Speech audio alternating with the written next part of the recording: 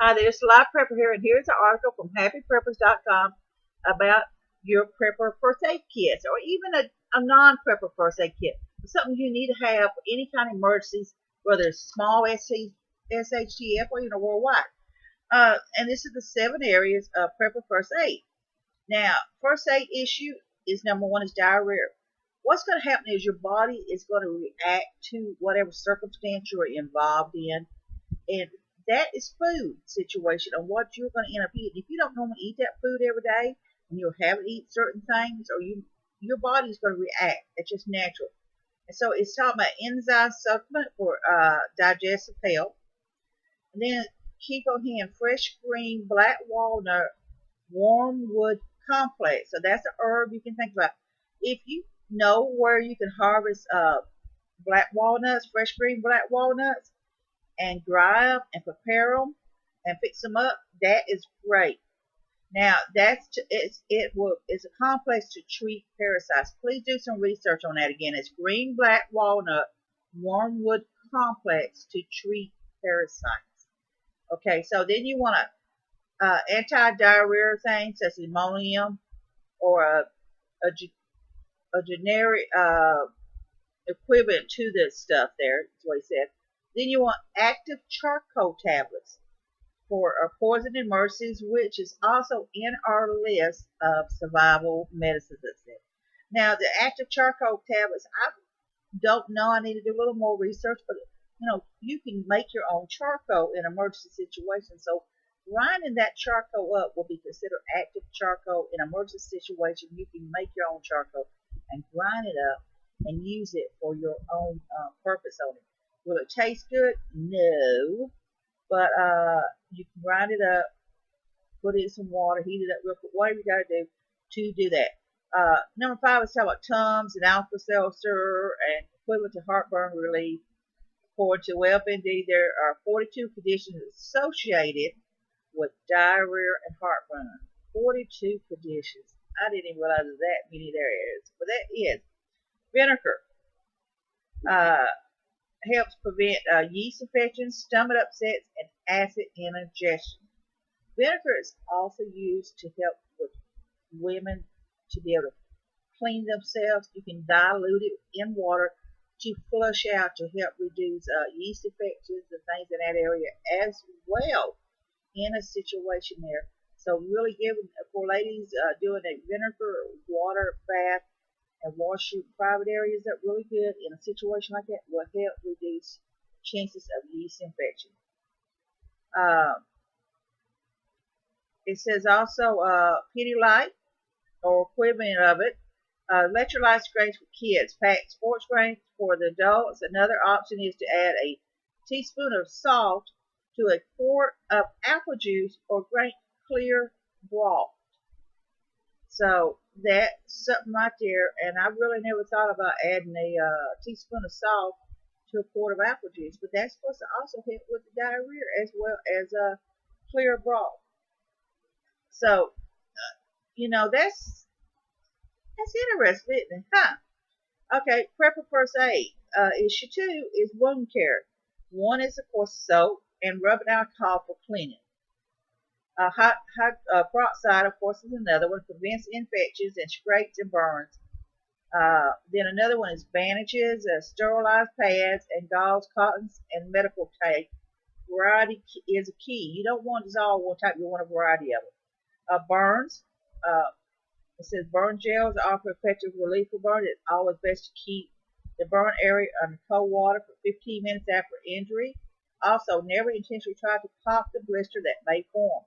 A blister that forms is the body's own defense to provide a sterilized protection to keep a burn from popping. Tape a sterilized gauze on the wound. We just want to open that burn and just drain that. We can't help it. It's just like it bothers you. You want to drain it. So it says not to do it. So that's interesting right there. Hydrocortisone is an anti-itch cream to soothe poison ivy, rashes, and irritations in other areas. Moleskin. Now I'm not even certain what that. I've never heard of it, but that's something to check into. It's called Moleskin for blisters prevention. So that's something I need to check into. Blister Medic is a blister first aid kit for your feet. Ibuprofen is talking about instant cold packs. Early prevention is key for a sprain, and you may need to get the wound cold fast.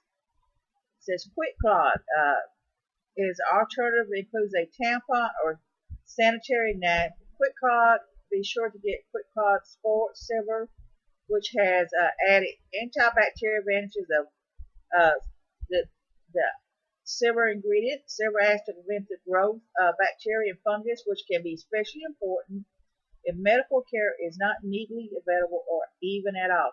So Quick Clot is something to check into and things like that. So we need to check into Moleskin and into Quick Clot. Of course, tweezers, splints, sterilized scripts and sunscreen blocks. Let's talk about. And then number 3 is upper respiratory infection. That one there is, of course, it's talking about, basic for inhalers and things like that. And then you want a flashlight to check the throat, Hall's cough drop to soothe throat. And then they talk about Thiazole, Thieves, Thiazole during the 15th century plague. Thieves was used in oil of clove, rosemary, and other ammonia to protect themselves while robbing plague victims. In the Survival Medical Handbook, a guide for what helps is not on the way by Joseph Adam M.D.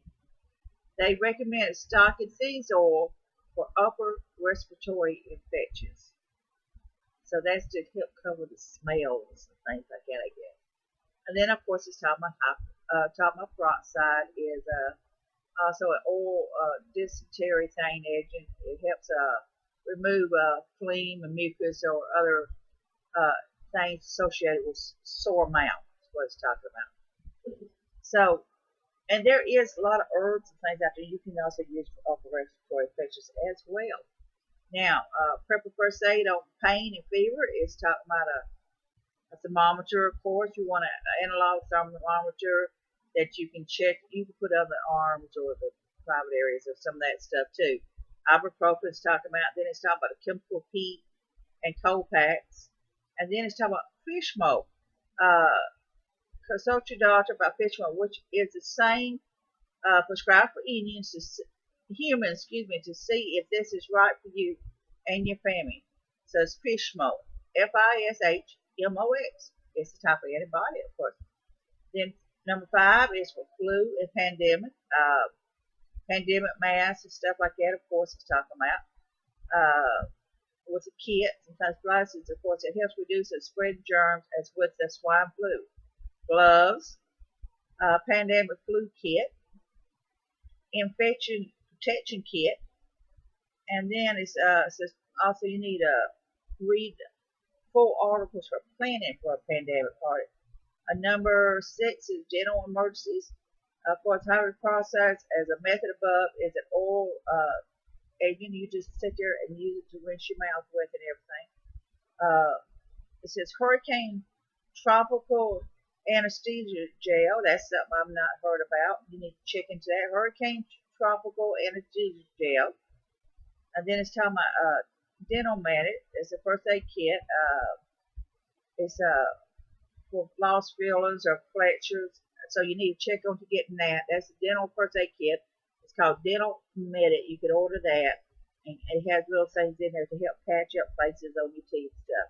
Number 7 is personal emergency other medical conditions. Let's see, first aid for allergies. It's talking about the EpiPen, the pen you stick in if you're allergic to bees, and then you can do that. So you need to think about that. Other basic things for like things for your needs and floss and cotton and oil, anesthesia to more advanced components. But you get what you can afford and things.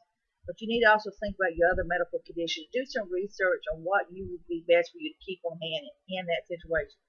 Number 7 is like I said, that was number 7. So basically, there's a lot of things in here you can research on.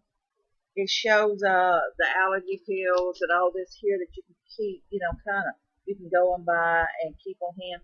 But you need to do your research on your medical first aid kits what will last for a long time, what you're going to need to rotate out on a basis. But if this is very important, if you do not use this stuff, or anybody in your family uses any of this, don't go buy it and put it in your cabinet, because you're not going to need it. That is a waste of money. If you don't use a certain, if you have allergies and you don't use certain brands, because but they're telling you to go buy that brand or whatever, don't buy it. Get what you use as a basic thing.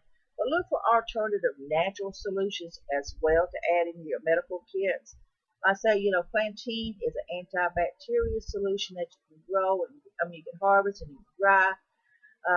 Daylilies are anti-inflammatory. There's many natural medications you can get, so do your research on that as well, about adding that in your first aid kits for emergencies and things like that. Aloe vera is a great plant. It also can be used as a last step. Golden seal is great for your body circulation if you got varicose veins and other. So decide what you need. You can't go wrong. You can never have enough gauze or tape or alcohol pads. You can never have enough alcohol on hand, and never have enough peroxide, never have enough iodine. You can always use that. But look at your family's medical needs and see what you need to keep in your first aid cabinets at all times for them in that situation. Customize your first aid supply kit to what you will need in any events on that, whether it's for burns or non-burns. And look at some of those supplements I was talking about, that you may want to check into again. Like I said, they talk about the snake bite kit too to have on hand, and tourniquets and splinter removal kits, and ammonia inhalant and all that. The ammonia inhalant is basically for pain. They're the little tablets like this. But if you have a small bottle of ammonia you want to keep on hand for the purpose of using something like it, you can use it and take the lid off and put it underneath their nose and put a little bit on a cloth, and it'll do the same purpose on it. So it's a lot to think about. And then, of course, it's talking about books. Get a book when there is no doctor is talking about. And then they're talking about the Doom and Bloom Survival Medical Handbook. There's a couple of things to get. So, of course, they're going to, try for some of that. It says, check out the Mayo Clinic First Aid Index. Check all that out. It says, visit the Survival Doctor website. Check him out as well. So there's a lot of good information here. It said there's commercial available prepper first aid kits. They can get rather expensive. It's probably, if you want to order emergency prepper kits, you want to order the kits already prepared, you need to sit down and think about what is in those prepper kits. And you need to think about the size of your family and how many you need. Do you want 4 or 5 Band-Aids in that kit? Or do you want to have 30 Band-Aids in that kit? How many gauze do you want? How many splints do you want? What is their health issue? Do you need soft tablets put in there? Do you need diarrhea tablets? Do you need water purification tablets? And things like that. It's a lot to think about. So do your research on the medical supplies.